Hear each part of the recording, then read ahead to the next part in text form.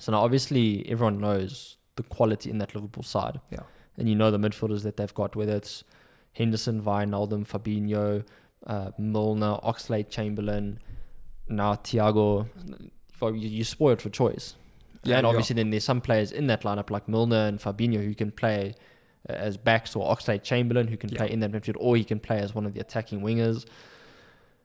So I think, is that the best midfield that the Premier League has ever seen?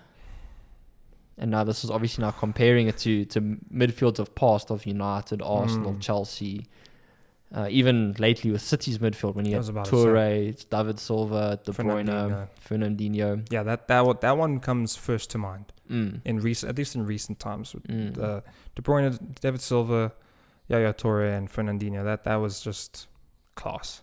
I mean, and they had one of the best, if not the best, Premier League record ever. So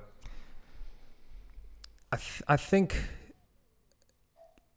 they definitely raised the question. Given the depth, and Shaqiri, I don't know if you mentioned Shaqiri as well. They have so many players that can. Not to mention the youngsters, Minamino, Curtis Jones. Yeah, no, Liverpool have probably about 10 players that they can pick from to fit 3 positions. So they have plenty of depth. At the same time, though, I mean, okay, if you were to pick the traditional starting Liverpool 3 or 4 midfielders, right now we'd say obviously first one's going to be Henderson. He's going to be in there. Probably, well, Wijnaldum would be the next most consistent position or person to be playing there.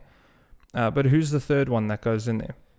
Well, it's tough because obviously they don't have traditional out-and-out number 10 in their team. Yeah. You know, obviously Wijnaldum's got creativity, Thiago's got creativity, Fabinho can play little dinks over the top, Henderson himself, he could do it if he really wanted to.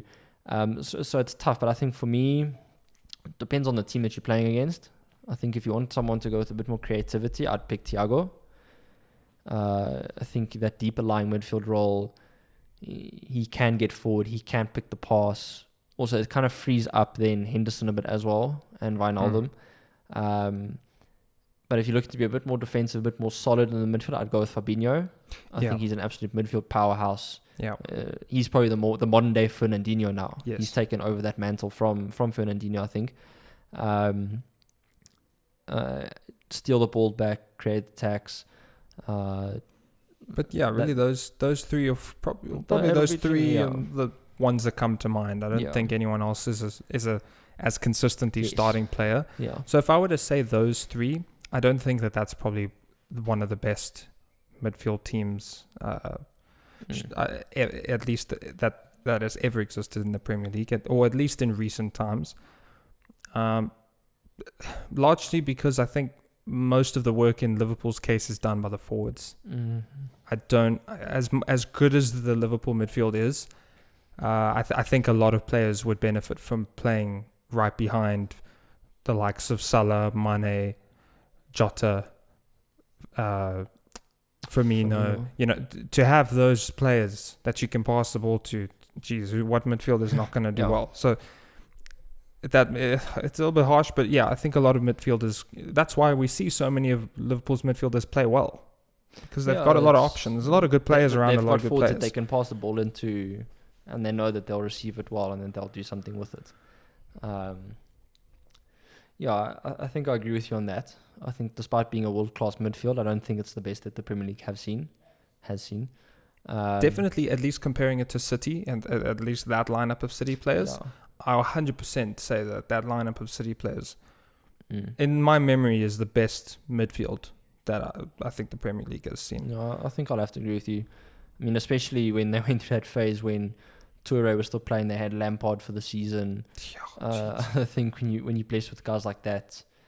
And up front, they normally would have, I mean, you had Aguero as the finisher, typical 9 striker, but that was really it. It wasn't, I think the majority of the work was handled by that bulky, powerful midfield. That was before the days of Sané, Sterling. Exactly, it was different.